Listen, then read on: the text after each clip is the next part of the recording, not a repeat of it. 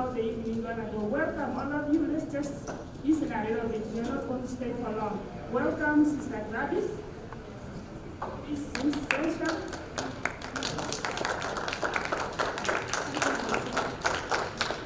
Can you hear me? Yes. Good evening. Good evening again. Why are you all so quiet? Right, again, as you heard, my name is Gladys Dege. I am a nurse practitioner. By career, I specialize in mental health. I worked a couple of places, and prior to being a nurse practitioner, I was, I'm still a mental health nurse. So my career basically has been on nursing and also mental health. So tonight, I was asked to come up and talk about mental health, and I just want to let you know that I'm not here to talk, I'm not here to give you a lecture, but we're here to share. I'll let you hear from you, anything that you can contribute, because it's something that we all need to share and talk about. It's not about me being here teaching you or telling you what to do or what it is. So I'll be going around asking questions, and if you feel like you have something you need to say, please just raise your hand, I'll come to you. So to start with, we are going to talk about mental health. Basically, we ask ourselves when somebody says I have mental health issues, I have a mental health condition, what comes to your mind? Anybody just tell us what comes to their mind when somebody tells you they have a mental health?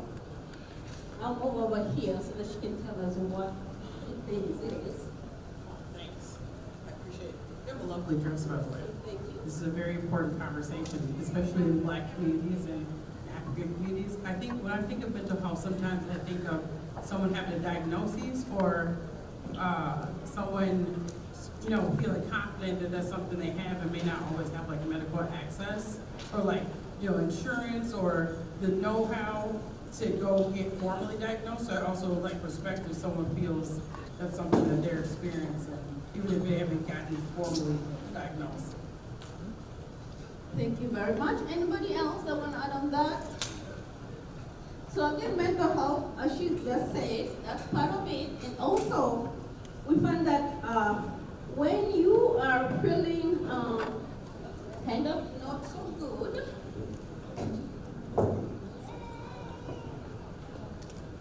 when your thoughts are not matching with what is going on around you, or when you have a family member that cannot really sit down and put their minds together, their thoughts together, in a simple form, I could say mental health is an emotional, psychological, and social well-being of an individual. So for you to be able to function mentally well, all those three have to be connected.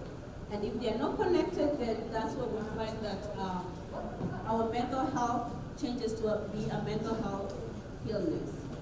Also, some people have described mental health as it can be a daily life relationship changing, which can affect your physical health in many ways. It can affect the state of your being and state of your mind. And that's when your state of your being and mind are affected, then that means that your whole care, you are not able to take care of yourself, that gets affected too in some ways. Any question, or am I talking too fast? Well, I do tend to talk fast, so if I'm talking fast, please tell me to slow down. What is mental health illness itself? It's a condition that is common and may not make us think and be scared to talk about it. Most people don't want to talk about having a mental health illness. Mental health illness is a condition that affects both, again, our thinking, feeling, communication, mostly like the depression part, really affects our mood. We have the mood swings, we are sad, then at one point we can't even get out of the bed or even leave the house, take a shower, just doing those little things. That is part of mental health or mental illness. It affects a lot of us in the community. Each one of us has a certain kind of mental illness. Me, you, our kids, our parents, Coming from Africa, we know that it's a taboo, or it was a taboo that is slowly going away when you stand up and say that, hey, I have a mental health illness. Or when we see somebody walking on the streets, no clothes, picking food from the trash, eating, then we run away, we say, oh, they are being what? What do we say? Those of us who are from Kenya, when you see someone like that on the street, what do we say? Do we say they have a mental illness, or do we say they're bewitched, or what we call it? They're mad. They're mad. So, when they're mad, we run away from them, right? So with the mental health illness, when we see someone like that, now that we have been educated, now that we know what it is, it's our duty to go and try to help these people, and let's talk to them, let's find a way to really help them understand what's going on with them. Signs and symptoms, or what to look for when you think or you feel or you know somebody that has mental health issues. What is it that you can look for? What can tell you that this person is not doing so well? Anybody wants to chip in and say what they think or what they can look for or how they felt in the past if you want? Remember, this is something we all need to chip in. I'm not here to teach, I'm here to talk. Thanks, Glorious.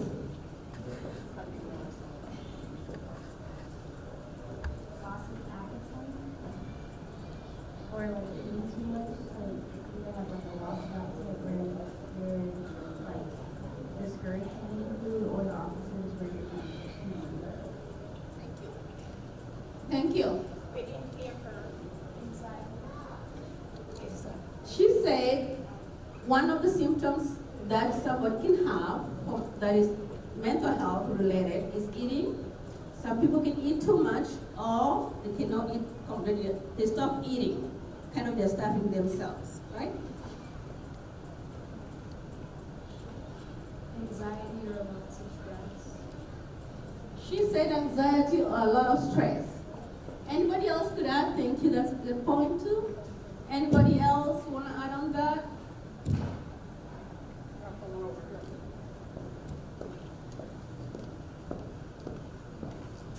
So,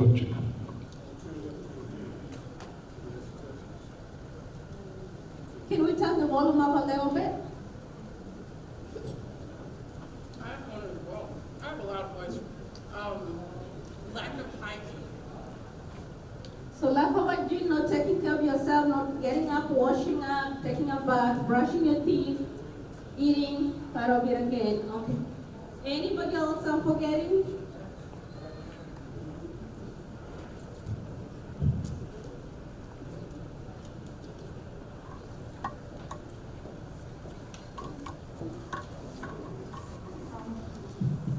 Sleeping too much or lack of sleep.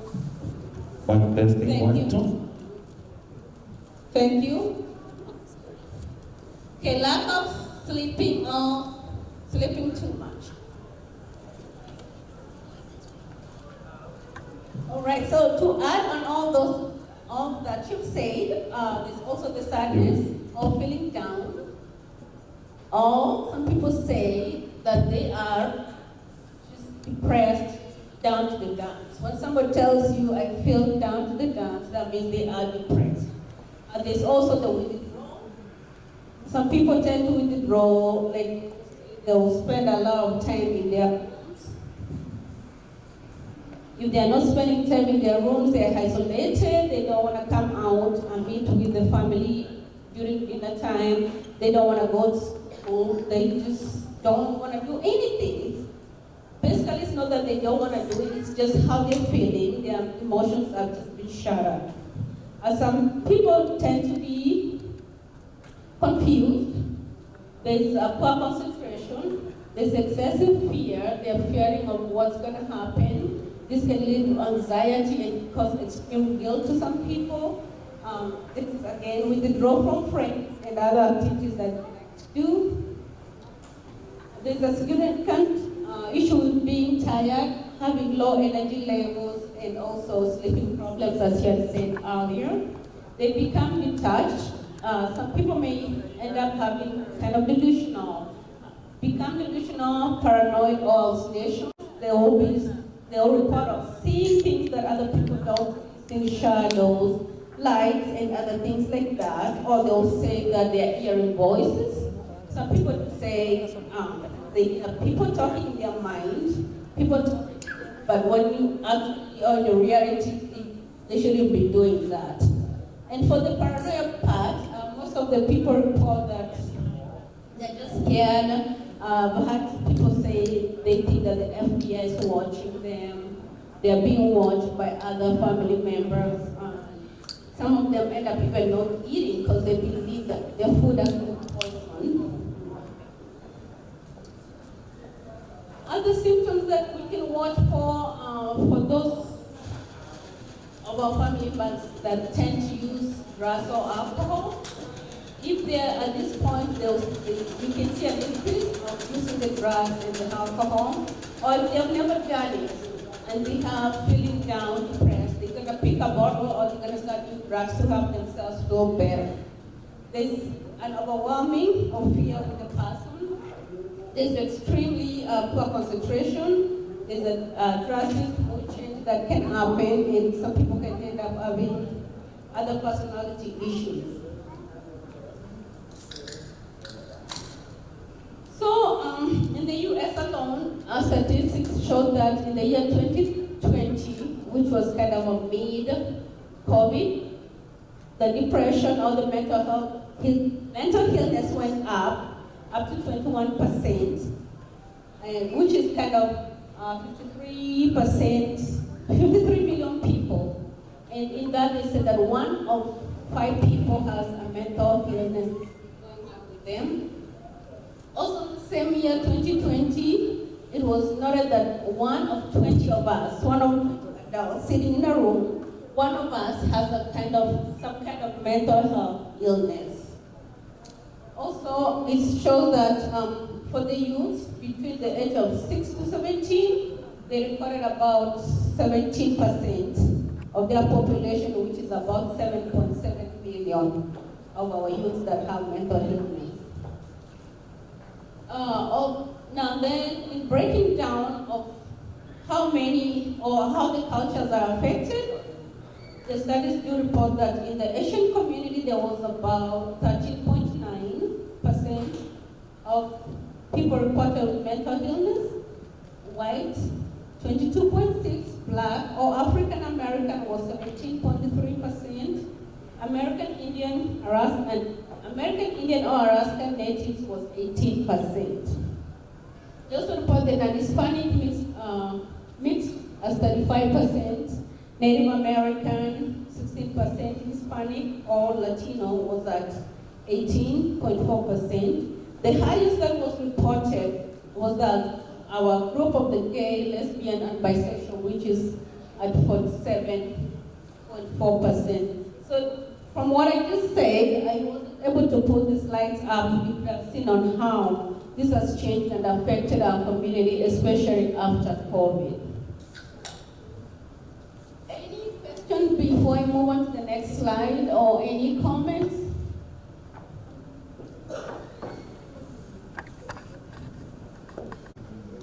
My name is Lee. But when you're a child, they are afraid of sleeping in the bed. Or they tell you, I am hearing voices at night, or I am seeing things. And then you dismiss them that they have been watching too much movies or seeing too much videos.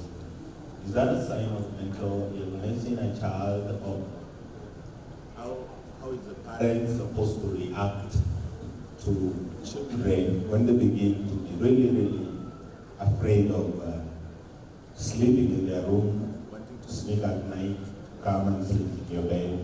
They will tell you it's because they are hearing stuff. I was going to talk about schizophrenia. We haven't got it down there. That's what Moab would describe. They say children that the early ages below 12, you should have not diagnosed with the schizophrenia, which does involve hearing, seeing, and hearing voices and seeing things, especially at night. So for the children, at this point, I'll just answer it. You're gonna have to sit with your kids and talk to them, figure out exactly what is this that they're hearing. What are these voices telling them?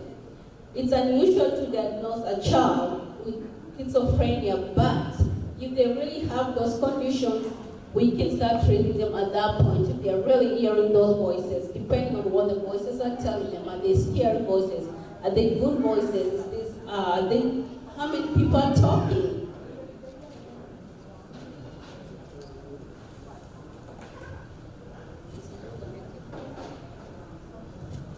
Yeah, sorry. So again, depends on what those voices are. Are they telling them commanding voices, go hurt yourself or hurt somebody else? Then when that is happening, you need to have the child seen. The doctor can talk to them and also talk to you. You might need therapy, and the child will need therapy at that time if these voices are really affecting on how they are going. And if it's, sometimes our kids watch too much TV, now coming to Halloween. They are watching and seeing everything that is going on, and then when they go to bed, they don't take that time to relax before bed. They have their phones until 10 o'clock when they go to bed. It's advisable to have the kids, or even ask parents, to stop being on our electronics 2 hours prior to bed, just clear our mind, pray, sing, do something to just make you forget all those things you've been watching on the TV, on your phones. Just try to relax your body and your mind and get yourself to go to sleep. And if that doesn't really work, then that's when I need you, or we need you to seek help for that child or yourself. So that I don't talk too much. When we draw the line, because sometimes you also don't want your child's medical records to show, there's that phobia, right? If I take this forward, or I report this to the next, you're gonna put it down. And at some time in point, my child wants to be president, you're gonna say, he had a mental illness at some point, and so it doesn't qualify. When we draw the line, what are we supposed to do? How are you addressing the fear factor that can make somebody not come forward when they see these signs? Because the community is going to look at me like this, the church, and you know what mental illness and how people treat it. How we are addressing this phobia, or should I call it phobia, or should I call it stereotyping of people with mental illness, vis-a-vis wanting to come forward and seek treatment or seek medical assistance. It could be me, it could be my teenager, my little child. Thank you. Good question and good comment. Remember, there's the stigma of mental health, right? Anybody agree with me that we do have a mental health stigma still going on? So as he said, this stigma, coming out, telling somebody my child has mental health, I have mental health, him asking about bringing his child or himself to the hospital, having that in your record that you have mental health. Mental health is or has been put under disability. So being disabled will not limit you from being a president, I hope not. Or will not stop you from doing something. However, if you have mental health and then you commit a crime, that might stop you from that because of the crime, or because you have mental health, or because your child had something in their child in case they have depression, anxiety, or schizophrenia. We have a lot of people in the community who have mental health and are working and are functioning well in different capacities. So let's come out. Feel free to talk about mental health. Feel free to go see somebody. Remember, when you go to see this doctor or this nurse practitioner or the therapist, We have a contract to keep whatever we discuss, whoever I see, whoever I've seen in the past. It's up to me to keep that confidential, not to come out and tell the church pastor, hey, Ricky brought his child to me. No, I can't do that. That is against the law. So feel free to come out and seek for help whenever you need help, please. Thank you. Historically, in the so-called African American community, people are scared and feel like the brother was saying, because you don't know how they're going to diagnose you. And in this status quo type of model, melanated people get misdiagnosed. And there's a lot of factors to consider, so you need the right clinician to do those tests to make sure, because it could be a biochemical, it could be where a person or child was traumatized and they needed, so traditionally, melanated people under the status quo model, they get misdiagnosed and then they put them in a certain category and the record follows them. And then they're making money because everything is based on an economic model, and you give the child, melanated children, they got a lot of energy, and you got to be educated enough to deal with these children. So the parents has to be educated enough to deal with their children, because the melanated children got a lot of energy. Then when they go to another environment where the people don't understand this energy, then they diagnose them and give them these drugs.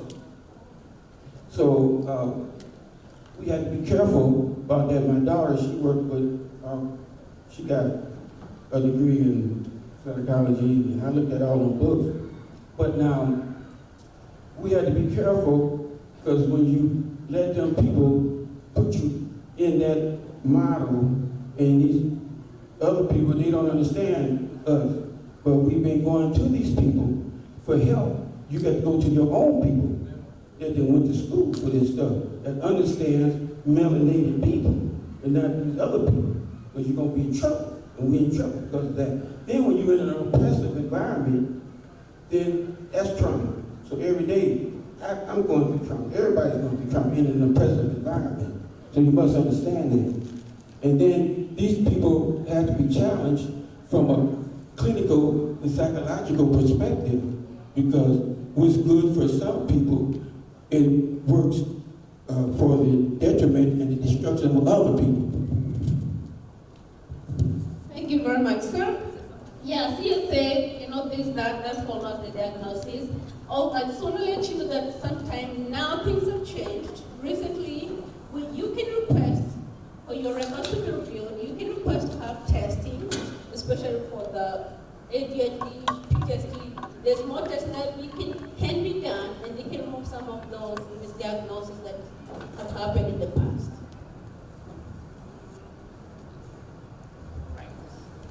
Anybody else would like to add on? I was talking about being more traumatized after you see the wrong person. And if you want the mental health experience all over the time, over. So just to add a little bit, when he talked about see a specialist for your child, we need to kill the stigma about the medication, because they work when used for the right purpose. So that's why you need to see someone who is specialized and educated in that area, so your child or your loved one can get the best treatment and the right one. Because usually, if you have done mental health and medical, we see most patients in medical being traumatized because mental health is not accepted as much as in the mental health field. So just to add a little bit, that's what he was saying, if I'm right about that. So look out for the right services, because they're in the community. Don't hold back, don't fear the stigma. A brain is an organ just like your heart, just like any other part of your body, and we need to take care of it too. Thank you. Thank you very much. Any additional comments?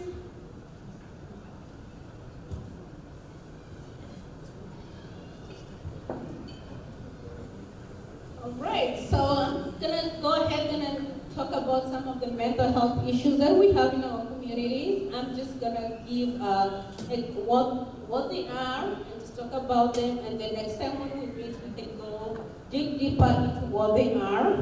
There are about 12 to 15 different kinds of mental illness. I'll start with the anxiety disorder. This is a group of conditions that all have something in common, which is the persistence at what level it happens. It says the anxiety has excessive fear and worries, or causes excessive fear and worries in us, and it's not life-threatening as other conditions could be if we get help when needed. Waiting for too long, the anxiety does get worse and can cause other mental health illness or can contribute to other things. The second mental illness I would like to talk about is the ADHD, which is again attention deficit hyperactivity disorder. It's usually, or in the past, it's been diagnosed, especially in kids from age 4 to 17. However, now we're finding more and more adults being diagnosed with the ADHD. They were missed at some time in their life because maybe they never saw their doctor or the kids were never in school. So now that they are adults, it's so hard for them to sit down and focus. So again, to go back just to give a little bit about the ADHD, is the inattentive or hyperactivity or impulsivity. Let's give an example. An adult or a child cannot sit still in a chair to do something in 5 minutes. They're up and down. If they're in class, you hear the teacher call you and say, hey, I'm not able to control your child. He cannot sit down and wait to take their turn when the teacher's talking. Or if the teacher's talking, they're also talking. So it's kind of difficult for this child or adult to get help or to sit down and listen to what's going on. They also do tend to move around. They tend to have impulsive behavior. So while they are out, they're jumping, running. It's so difficult for them to sit down and concentrate. I was going to show up a chart comparing the anxiety and the ADHD, but I did not put up, as you can see. So next I'm just going to move on to autism spectrum disorder. As some people call the spectrum, or they say my child is on the spectrum, or I am on the spectrum.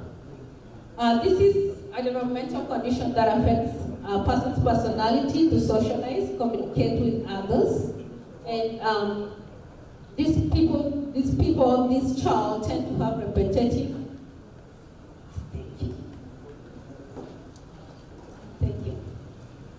And I'll say the person with the ASD, with the autism spectrum, can present with restricted or repetitive patterns of behaviors or interest in activities. This again, when these kids are growing up, we find that all the parents will be reporting that the child has very poor eye contact when at home. They don't share things when they're playing. They just want to have their own things. It's so difficult for them to share. When you go out in public, this child will just keep to themselves. So it's kind of their loss. Some of them can have hyperactivity. They'll be running and doing other things, and you're not able to control them. Then we have the bipolar disorder, which is an illness caused by a drastic shift in person's mood, energy. Usually we say they're manic or they have depression. So like in their manic state, somebody with bipolar, they're so high, they have a lot of energy. They can end up even spending money that they don't have. They're just out of control, as we could say. And then after having being manic, having those high levels of energy, then it just drops. They end up being deeply depressed, and they cannot even get up to do anything for themselves. The next one is borderline personality disorder, which is also affects the emotions. People with the PDP feel emotionally intense for an extended time or period, and it's harder for them to return to stable, to a baseline. So when they have this borderline, when they have their emotions, no matter what we do, we just try to help them go to therapy, take their medications. It doesn't go away, but they can live with it as far as they're doing their therapy and taking their medications. They can live with this in the society. Next, I move the eating disorders, which our young girl talked about here. This is when somebody is really preoccupied with their weight, with the kind of food they're eating. This can be affected by the texture of the food. It's not just like anybody who can just get anything and eat. They are very picky. They will tell you they're eating a graham cracker for lunch, for breakfast, and for dinner. And then you sit there wondering what is going on. The eating disorders can cause other major issues for the body, especially if you're not eating nutritional food. You're gonna lack, your labs are gonna come up showing that you do not have enough white blood cells to fight the body. Everything's just gonna go south. You're gonna have, it's kind of like starving yourself. You clean yourself from inside gently because you're not eating healthy to provide for your body. And this happens a lot in the adolescent stage, and also a few all continuous in the adult stage. Next, I'm gonna move to the disassociation disorder, which is characterized by frontal escape from reality. It's characterized by disconnection between thoughts, identity, consciousness, memory. People of all ages are at risk of getting these. It's just like, as they say, somebody just feels that they are not in their body changed, their mind is changed. They don't feel or don't feel or don't think that they are there. It's mostly common in women more than men. Next, we're gonna talk about the obsessive compulsive disorder. Again, remember, I'm just giving general information. So next time I will discuss more about it. The OCD, or the obsessive compulsive disorder, in short, OCD, is characterized by repetitive, unwanted thoughts, which is the obsession. So somebody's just thinking about one thing all over again and again, and they cannot get rid of that thing. If they do it for a very short time, some people have said they have racing thoughts. Their thoughts are going on and on. They are not able to shut that. And then the compulsion part is the one that they are repeating things over and over again. Some people do the hand washing or checking the door. And when they do this, it's not just like they're just washing their hands 2-3 times a day. It's several times a day. This can lead them to being late to work, being late to go to other functions. They can miss feeding their own children, or they can miss to eat because they are busy washing their hands, and some might realize that that's going on, but there's nothing really they can do.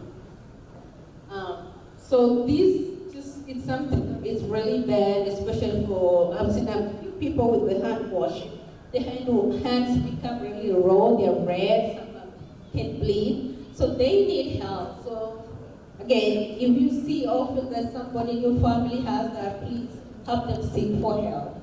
There are medications that can help them manage that, and also the best medication is therapy for them. Then we have the depression. Depression or depressive, which it's a depressive disorder. Then we go down to the depression. There are several different kinds of depression, so I'm just gonna do a general talk about it. And then again, next time when people meet or when we meet, we can dig deeper into each of them. So depression is a serious mental health condition that requires understanding and medical care. If left untreated, depression can lead to many things, can lead to suicidal. That means, someone taking their own life because they are so depressed, their mood is too low to do anything. They cannot get out of bed, they cannot eat, they cannot think. So all those things contribute to making them really not there. According to the studies shows that 21% of US population have depression, 8.4% of the population of course, and at least one of us has a major depressive disorder, according to the studies done in 2020. This affects people of all ages, culture, ethnicity, socioeconomic, it does not spare. Depression is not a single cause. It can be triggered by many things. Crisis, physical illness sometimes, but it can also occur spontaneously, so it does not need to be caused by something, but it's an open kind of thing that can happen. Depressive symptoms or symptoms to look for. Loss of interest or loss of pleasure activities. If somebody likes to play basketball, they like to play soccer. However, it's gotten to a time that you cannot get them to get out of their room to go play their best game. No matter what, you like, hey, Gladys, we have soccer tonight, let's go. You're a kicker, you are what this, and we know you love it, let's go, and they are completely not complying. That has to happen at least for 2 weeks, maybe 3 to 4 days a week for 2 weeks. There's also change in the appetite. Some people tend to either eat too much or eat less. Then that's where we see the weight gain, weight loss. Sleep disturbance, no sleeping, feeling agitated or feeling sad, their thinking slows down, they're fatigued. The most thing that I really ask patients or people that I see is their self-esteem. How is yourself? How are you feeling? How do you handle things? So just having a good understanding of what's going on, we really have to dig into that. And some people report, or some of the symptoms are the guilt. Somebody with depression have that guilt, and they feel like maybe there's something they haven't done, or there's something they're supposed to do. So all those little things contribute. There's a report of difficult concentrating and making decisions. Again, there's that thought of the suicidal thoughts or intentions. Next, I'm going to talk about the suicide. So suicidal behaviors as a psychiatric emergency. That means that if somebody tells you, I have thoughts of hurting myself, I have thoughts of killing myself, I want to kill myself, I'm so low that I don't want to see another day. That is the time to stay with that person, make sure they get help. Do not leave them alone. Whatever you have to do, if it's calling 911 or whatever you have to do to just get them to safety, they are their lowest and they need your help. So suicide, go back, it's has increased in most of the black youth and in adults since the year 2019 to the year 2021. Black or African American screeners have the highest increase in this period. It was reported about 8.59 increase in the year 2019 to 2021.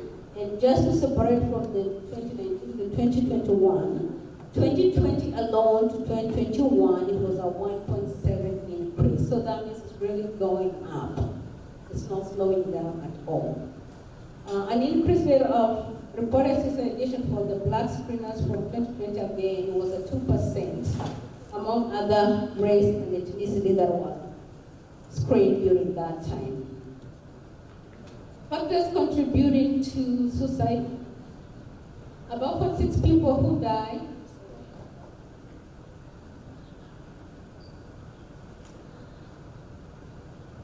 About 0.6 people who die of suicide are known to have at least one mental health condition. Could be depression, could be schizophrenia, bipolar, borderline. They have a mental health issue going on. how do we know, how can we watch for this? Some people, like our friends that use alcohol and drugs, they tend to have an increase on that, or they tend to go out and seek more. So if you live with somebody, you see that their mood is a little low, they're depressed, and they're increasing their drinking, or they're increasing their smoking, they're going out more looking for drugs, please pay attention to that. If they tend to become people, and all of a sudden they're getting really aggressive, they're yelling, they're screaming, they're throwing things around, that's another thing we need to look for. If they're withdrawn from family and friends, they don't want to come out and do anything. If their moods change up and down, one minute they're feeling really good, the next minute they're just down. Again, the impulsivity, reckless behaviors, driving while drunk, speeding down the highway, which you know that they've never done it, but at this point they're doing this. Please keep a watch on that. Giving away possessions. This is one thing that I remember. I had a nephew that passed away through suicide. He was just giving away things. Gave away his car, his bank, for 1K, withdrew the money. And back then we didn't know what was going on. Sometimes I wish it was today, that I could know what to do. However, it was too late. So if you see somebody giving out things in any way, closing their accounts, please reach out to that person, make sure they get help. And also, again, people we work with, family and friends at work, if you see them trying to finish their job, let's say somebody who doesn't like to get their jobs done, leave their notes in draft or whatever, and all of a sudden, like 1 week, they're starting to make finishing everything, turning in their assignment, turning in their keys. Stop them and find out what's going on. Could be something else going on than just getting their job done this week, what they haven't done in the past weeks. And some people do have the tendency of saying bye to the family and friends. Risk factors for suicide. Family, history of family, history of a family member committing suicide.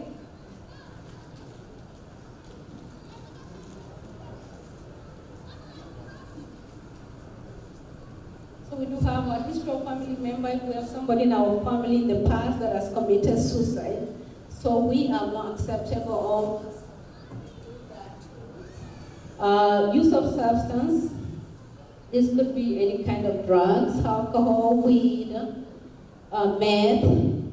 You know, when somebody smokes or somebody drinks, they're drinking to forget what is going on that aside. However, we forget to remember that after they are so high, when that alcohol, when the drug clears from the body, they're not just going to return to a normal level that they would like to be. It's going to go from up and then all the way down. At that time, they're lowest. If you know somebody that is doing that, please be close to them, especially when they're going through the withdrawals. Intoxication, again, the same thing. It's been reported 1 in 5 people who have died from suicide had alcohol in their system or some kind of drugs. Another risk factor is the firearms. People having guns and whatever in their houses, it's easy for them to do that. Again, having a serious medical illness.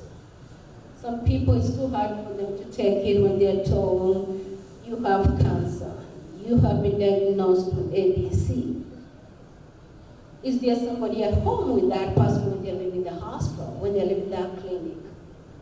Who is at home to talk to this person, help them process?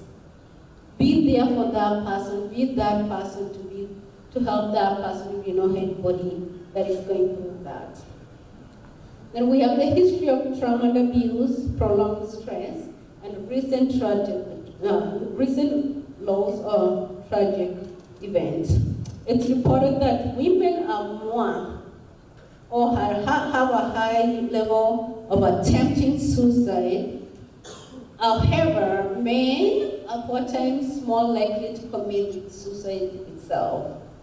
So let's watch out for our family members.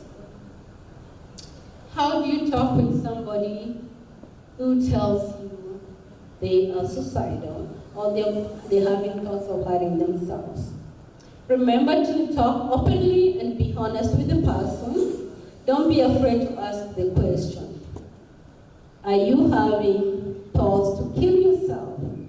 Are you suicidal? I know we have the tendency of thinking that if I ask this person if they are suicidal, I'm going to put that in their mind.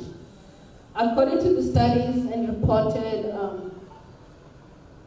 it's been reported that, asking a person straightforward if they're suicidal is not going to make them think more different from what they were thinking. It's just a way for them to let you know how they're feeling, what their plan. Don't forget to ask what their plan is. Sometimes you have to ask them, when are you planning to have this? Some people are easy to let you know and some people won't. Okay. Also, if you live in a house where people have guns, knives, please try to lock those out. Also, remember to talk respectfully and be calm when you deal with people who are going through this. Express your support and concerns. Don't argue, don't threaten, or raise your voice. Don't debate if having a suicidal thoughts or not having one, it's right or wrong. Just listen to them, be there, and be patient with them. So before we move the next slide, I would like us to take a break, and then we'll come back, ask questions or comments, and we can move to the next topic.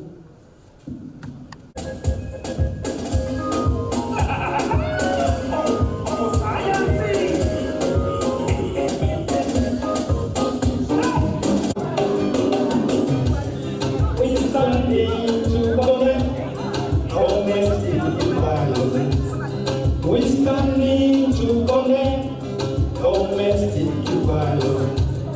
People killing each other, people fighting each other, killing me all over for nothing. We standing to condemn. We standing to condemn domestic violence. We standing to condemn domestic violence. We're standing to condemn domestic violence. Domestic violence. Oh, we're standing on our side. Tunalia, tunauana. On our side, tunalia. Tunauana kwa kitimu kuja kasa twaumia. Tunauana.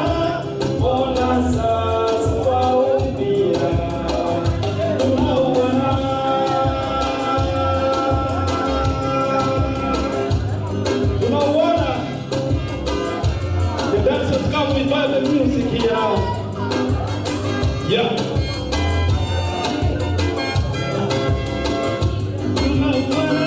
Tunaona kwa nini jamani? What do you say? Domestic violence in the United States of America. Domestic violence in Australia. Domestic violence in African countries. So please all the people that domestic violence in Europe and internet violence is why we stand to condemn. We stand to condemn domestic violence. Amwag-Mental. We stand to condemn American violence. We stand to condemn Australian violence. We stand. Stand up now, let's condemn domestic violence. God. We stand to condemn all world violence. All world violence, we stand to condemn.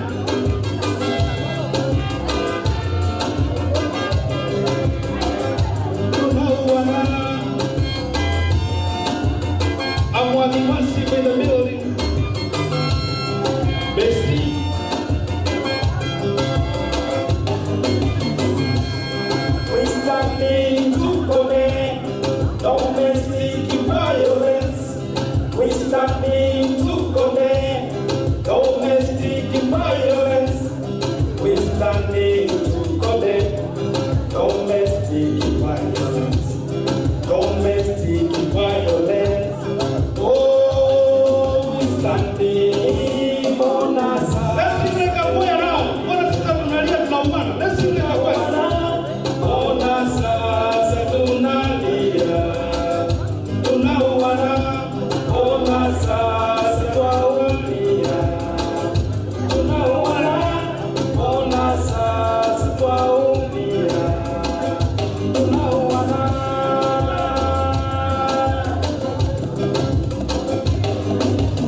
The next track you will be watching as we close the chapter.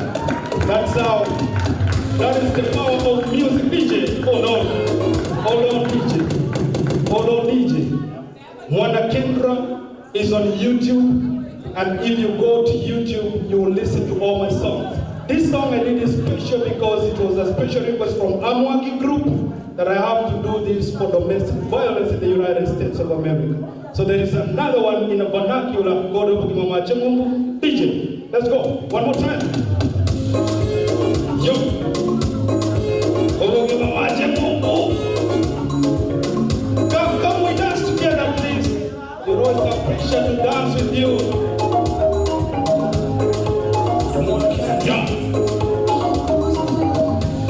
Everybody now, everybody now, everybody now, everybody now. Yo, let's dance with the vibe.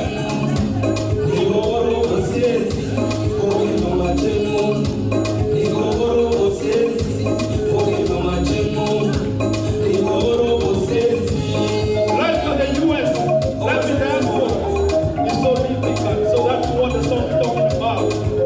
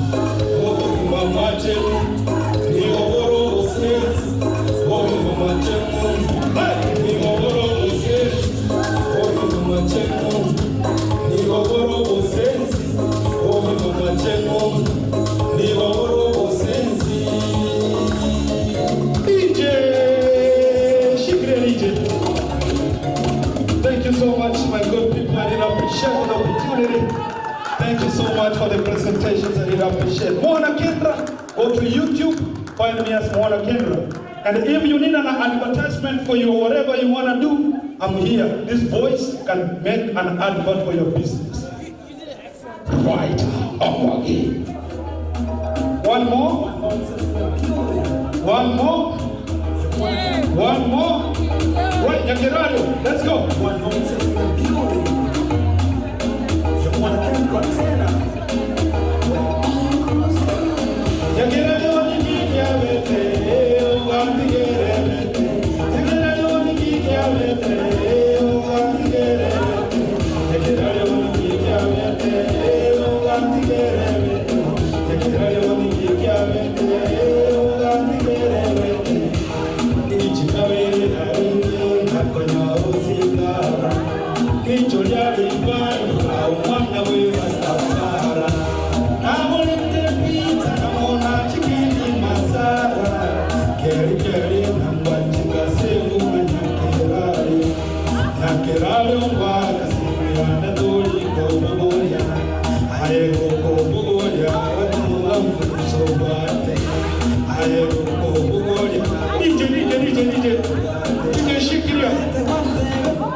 All right, those good music, they are from Uplifted Records. Uplifted Records is based in Nairobi, Kenya, whereby the CEO is just moving out right now. So these lyrics and everything, I created them and recorded them in a studio called Uplifted Records. Thank you so much, and may God bless.